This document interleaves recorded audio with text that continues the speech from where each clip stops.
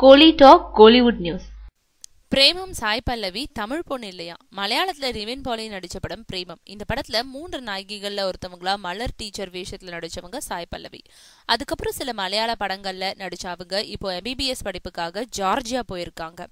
அடுத்து இதய நோய்க்கான மேற்படிப்பையும் தொடர்ந்துகிட்டே அவங்க நடிக்க போறாங்களா. அந்த வகையில இப்போ அவங்க படிப்புக்காக சில மாதங்கள் நடிப்புக்காக விடுப்பு கொடுத்திருக்காங்க. மேலும் சாய் பல்லவி மலையாள சினிமாவில் அறிமுகமான தமிழ்நாட்டு பெண்ணு செய்திகள் வந்த வண்ணம் இருக்கு.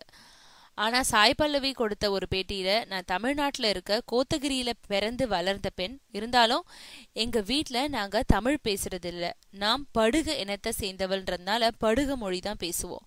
அதோடு தமிழ், மலையாளம், ஆங்கிலம், ஜார்ஜியா போன்ற மொழிகளும் எனக்கு நல்லா தெரியும்னு சொல்லியிருக்காங்க சாய் பல்லவி.